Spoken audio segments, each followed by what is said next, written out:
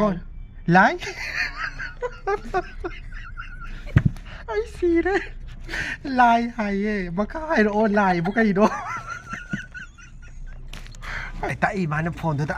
ไอนี่ทันทางนี่นะเทนิงมานะเนี่ยทันได้ไอเนี่ยนั่งยำแก้วให้สิงบินอ๋อฮะบานาลันบีमणिपुर में क्या फेमस है इमा मार्केट वाओ कहीं दो ऐसी रिंस होने पी रहा गिफ्ट से बोल हम है ये अदुनी तना ताकि बतम भी बस आई नहीं है लाई पत्ते भी है से ऐसे क्या तो पूरा बेंगो तो मा तो पूरा ये तो से का लाउन सी ऐसा ले mình không không đi âm na khỏi sống tu is nung thang nung piมาสิก็มอซีนะมอซีนั่นเนี่ยวิดีโอกันมาไลบีบาเสล่างกันสวายลีเกอะคนน่ะสักทางตัวอมตาไลค์สร้างวิดีโอเตอร์พี่ต่างกันทับปุ๊บแล้วมาเนี่ยโดยตัวประมาณเท่าตัวอีกชั้นแบบโคชันแบบตับบีบาเสแฮกจุกจ้าจะนักขโมยประมาณตั้มแต่นั่งไอ้บุพัตติหายกันเนาะ so ถ้ามันเป็น language problem มันไม่ได้กว่าอะตัวมันเลยเนี่ยดูไอ้คีย์แบบที่คีย์เดี๋ยวมันก็ยังอ่านนู่นสิเดี๋ยวนั่งนะว่าcái đồng thôi đi kia xí xa bảo mà nó lại cay như ngày ôi bả gì á nó không nghĩ nó sẽ gật bữa màนี่ใจปวดจะขราบปวดยังไม่หายใจเลยกีตาร์เส้นนี้มีสิ่งที่มาทักษะกรีจะเลยเท่าพัมมิสุดแต่มาหนาสิไอ้กำไมจามาบันิโก้ไม่ยามนั่งไปไอ้เนี่ยทรา thank you บิมลาตาเก๋ลายพัตตบิจาร์อารมณ์ได้กี่กว่าเราให้ไปดูสิเรายังเชียร์มันยุ่มเจ็ดนี่ไงก็ไม่ยามมีที่เนี่ยซานี่ถักนี่ขังแต่เลยทับวักเต้าบัดาไอ้ขตางง่ายแค่จินจิก็ยังบ่เมสเซนน้อยก็ยังเต้าสิก็ยังมาให้กันนั่นแหละมวยตู้ตะกี้ไม่ทำมามั้งแต่ก็เช็ดได้ไม่เห็นซาบิต้องเต้ามีสิ่งนี้ให้นั่งกังลาจะชัดกันจ้าyes ให้อยู่ yes กังลาจะมาชัดกันนี่ให้ลายฮาราบ้าให้อยู่ลายฮาราบ้าก็บอกเคยดมเนี่ยตัวไม่ยังเลยบางทีเขาบอกเคยดมเนี่ยอ่ะว้าวแต่นำโทษนะคุณโต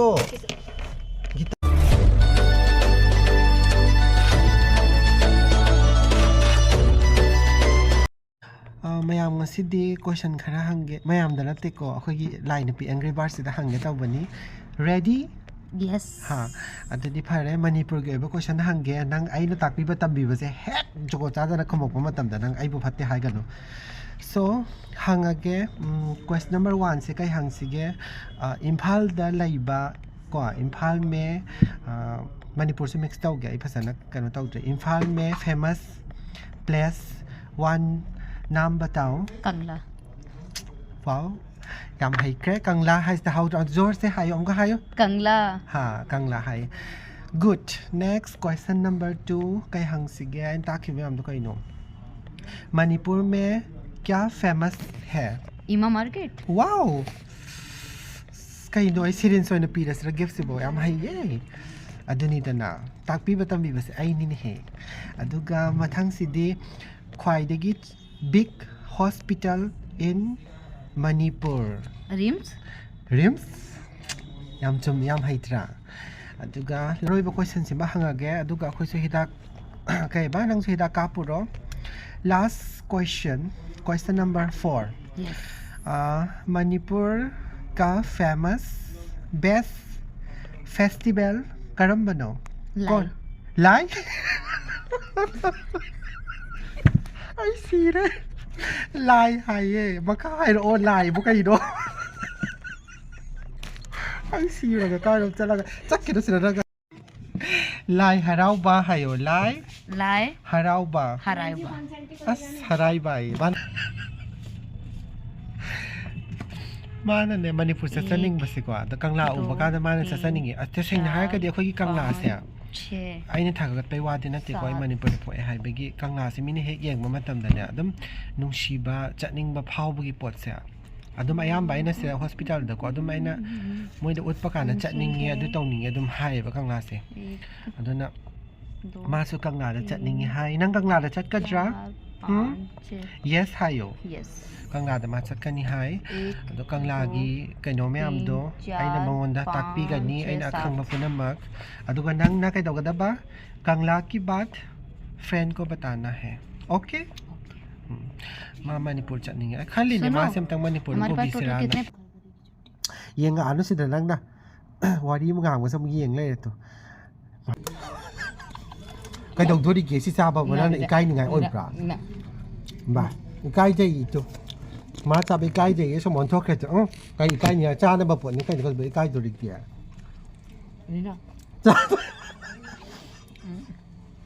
Cái ngao bi mà này. Hay mà. Cái đầu cái xí xa bảo bọn. Kharap ôi gì á? Nó không người đang ra gật bọn mà. Ni trái bọn cho kharap ôi mà hay chứ đấy. Lang nó bi chúc. Guitar sen ni mi jigi matak ta kuri gas lai thera phammi su drama na ha chen chota oi di na awang de phang ko da ba he na pik khrem te ba ai ma sa gi na white oi de ba gi mit manung se adu du ge मेरे को गाय नहीं करना गाय मेरी गाजर चाहिए starting सोच gajar hai dai ne noi dia akhoi di gajar hai ke ji jol pa ton chi khadang pi ban che se yam hong ta Angry ba na pora ini tu sigi anggur mayam se samina se haraga anggur pa me grapes se ai kamai chama abani ko mayam nang pora ini tra thank you bimla मत बोलो यार वो मेरे से कह रहा ना तूने मुझे बताया hari gai thol gai pa ebe banang na ming sibem ngasi sang ngasi wang ta san da na punjan da na nurse yam gyan ta ba man ra हमने खा के नहीं देखा था ना वहाँ पे 60 रुपए का दिया खाओ यार मणिपुर में अंगूर यम तांगी को मैम फिर यम होंगे खोंग वो मतम तने केजी दे पानी फू बनाया किसने केजी तने ले पानी फू का पी जान या mantra taram dai gi ko ra ha ba da sira shiyam na yum chat ni nge ko mayam si u ba se di ne sa ni thak ni khang da re thabak taw ba da ai khata nga khara chen je kai ba message noi kai taw देना मैंने बोला था कि ये लगाना है से stapler है बड़ा वाला भी वीडियो नंबर हो रहा हो रहा नहीं मागी आई को ngao ai singju pizza ore ba kuma da aduga singju to ba video nam haudre ba nam je hai ka yin hai ka da ne moi tu ta camera ma mang ta ka set de mi hin cha bi dong taw mi se to na tham mo boy ji bo hin kai no dong na set de mi boy moi pace bo si yam hawan ai mamang da ngang sia to hitter le bagin hitter man singa sabaga biscuit ka tap na taw thoi bi gongang sabam lamang gi pem da taw ga rangi nung dang ne ji akhoi tum ba diang ni le tum na ra man da phujte video game का ma se moi gi mache gi didi ki bacha na tra yes sister didi ki bacha gi ne kain ma hai ne angang sin dra phone da ga hai ma na hanak tha gi di ne mosi na tra nang mosi na Yes, mosi na ne video ga ma lai bi ba se lang ga se wai li ge akuna sa ga thang to ta काम कर lai ku sang bi ka ta mosi na ne video game ma lai bi ra ba ni si gi video game se na chin na khat na da bi da sa no nung shi na ne lai ga da ba ni kai ta i ma na phone do da ai ni ithan na thang ni na thining ma na ne ithan da ai ne nang yam kyam hai sing bi no ha banalan bi तो मैं मासी नहीं हूँ मासी ने तक दर ga ma na ne khudak ta ka chen thok ta na video game ma se tu lai su tra se kano du de hap sang ga du ga ne sigi prek tong na ba se ai na mangwa de ibe ma ai ama mong katang prek to ga sum met cha gi hai ba ne ba ko lai phatta bi ni na ka doi khang bra sman pai ga ne patak lai thak cha ba na ai yang halak ke ma na sai tau gi ba phim do phatta bi ne ba se lai phatta bi hai se ऐसे ऐसे कहता to हूँ pura be ngo to ma to यूँตัวเองว่าตัวเสียหายจะได้แบบที่ไม่ชับแต่เสียงว่าตัวอามันเต็กหายก็เตากี่หาแบบเสียมอนได้ยาเดียบข้างกลางพัดตะแบบไม่ยาวรีแบบมาวนแต่ไอ้ไก่หายเลยเนาะข้างที่จังมาสมัยทั้งกับดับบันนี้พลจะได้ทั้งกับร้อยเนาะมาลืมสั่นกี่บอตลนะบอตลกี่อันเดอร์เหรอบอตลกี่อันเดอร์แองกี้บาร์สบอตลละสังกันกระเกตเย่งงแต่บอตลมันนุ่งสิดาบอตลจะลักโถสิเย่งเสียบทะเลสุดราจากลาเมนี่เนี่ยกตัดทกเลยกันนุสสังเรงปุรีดุมสสังเรงตัวก็นากินเยียงเลยสุดรานากินน้ำมาอ้อยเลยละก็มางานชุดจีโอ้ยไปเลยพี่ถ้าว่าข้าบินบ้านอ้อยมาแล้วมีอ่ะโม่บันมาสเตอร์สกัน masal pangan putok na sa piso udrab to ba ingat na sa is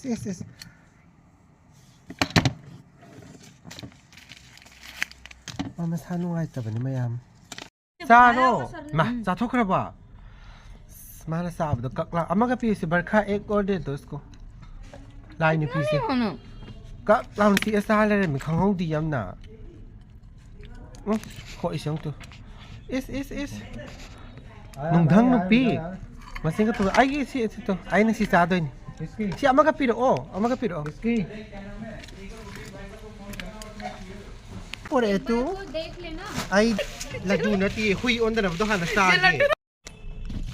kabo khoi dom ne to December ka sir mayang le baki kabo khoi dom ne as wow tanam tho na khut to gita ha to ni pisa ai tal la wa angry ba se sir आएंगे आप ठीक है 5:30 to 6 और भी है नहीं जीवन से kai no mo yo ma tham ni या मैं na लाई को सुबह khoi ding yo ma tham ma mem ti ngo to hospital gi thabak pura ma na loi to ba man tre to injection ba khochan ba thabak am to ma ko long se ngo sam thoi se ngwa na he lai phat bi ma mami ka se ki za yam na durga wai kai wai to yeng ak pada delhi se khasu ing bazar oi bazar ne ba ko duga khang de wakhan si da ne delhi da thabak to ba sa to ne am nungai sa ba to ta ki sum manipur da ga se thabak kai hai ni ma pa na ta udure na ma ra so excited oi hai ta ha ma da duga sida la kan na ne kai no I ko mc habadi yam thina wa ba se toi thabak se manipur da gi budi ai ne kitang tam jara ga kitang hai ja ba do to ko duga thabak ki oi ne di hoi tam ga budi hai rak pa ne do aina yam wa gi ba ha ga di ahama de language problem am lai re ko adu ma lai re duga I ki ba di ki de ba ka ki ba di ki de ha ba di nung dang da kai da thok tra ga so ai thin da de dum aina ngam da ba I manipuri da khar ngang ade di english khatang ngang adu ba mix tar ga du mai na tawi ko duga dum struggle lo tawre hai tare ahamba delhi da lak ma matam da duga delhi gi hospital da aina yam taw ge yam nokning ba har ga di ai thabak join tawre kan da dum moine nu mini homni kuma dum taw ba haw ba ma le ai to kaw duga ai ngon da ECG lo chon harak pa ta ina kai du ni moine ai ngon da ECG lo cho hai si bo khan khan le ba khang de hai si hai te ba ECG taw ba se manipur da aina thabak taw pa matam da di ECG haraga ECG ki technician to ngana le ga ko moi de ECG ta halle da na dumaina thing na sare ai gi oina di ko duga aina toropa hospital du da ai chamber of commerce ta tawre bazar da lei beto dum khangbiram gani manipur ge dum chamber so dum maming dum chat pane kuira ba hospital ne ba ado dumaina du ai hospital du thabak tawre edu da di ECG se technician tawraga ECG lo bani na ayuna ECG ge knowledge laite ba ai to ba gano to ba haite ba hi mayam Bam kamai to birige no ngai biribo ai se kaino ne video hana khar to ina thagat pangam chatre habadi ai do hana thawak khitang nei bagi night duty so ina chatle tu dugi night duty de gitum dam jara pane video se duga delhi se ing madi khati phare handa yam ing bagi din te ko sum adum ing di ing khara aduga mayam na thawak ki matang da update taw biro habado thawak ki matang gi update se hojike oina di akhoi nupa ma di pam ko ma se emergency ki experience oi nupa ma pam me minimum 3 years ko 3 years experience ko manung da lai ba nupa ko ado vacancy lai adu gi oina di athuba matam da kana ko apply to bining bala ga di ai gi mobile number description da hapcha bane adu da gi CV da lauraga CV thabira oi gonda du ga reply hanjarakke aduga kai no ina haye to bodo Delhi da ahap malak da kamay tawge adagi family gi matang da intro taro habado ay matang sa bada yum da blog ama semjarakke aduga ina hajarakke adugi matang do de aduga tasin ahap malak bada di yam di nungai ko habadi mapalo na thabak to bachat to ni ka haraga wakhal si da ne khang yam nungai ba madi po eba aduga ahap malak pa se na Delhi da ay yam ing matam da la eba ko habadi December da la December da first time la Delhi da la pakanda kano tawe flight se landing ya da na pungkhai me hen onga ga leibado adu bai tawe ko ai wakhana si de na ju khalle ko wakhan ki jare kok songa ore tane nung dang da onga ga pungkhai me lai kale khalak pasida khangbra aduga usina sina landing ꯇꯧꯔꯦ ꯇꯧꯔꯕ ꯃꯇꯨꯡꯗ ꯀꯩꯅꯣ ꯈꯨꯏꯪꯗꯣ fridge ꯑꯣꯏ ꯀꯩ ꯑꯣꯏ ꯇꯧꯋꯦꯕ ꯃꯇꯝꯗꯨꯗ ꯑꯩꯅ ꯑꯍꯥꯟꯕꯗ ꯍꯥꯏꯕꯗꯤ ꯌꯥꯝ ꯊꯤꯅ ꯏꯪꯉꯦꯕ ꯑꯗꯨ ꯅꯨꯃꯤꯠꯇꯨꯁꯨ ꯌꯥꯝ ꯏꯪꯕꯁꯨ ꯑꯣꯏꯕ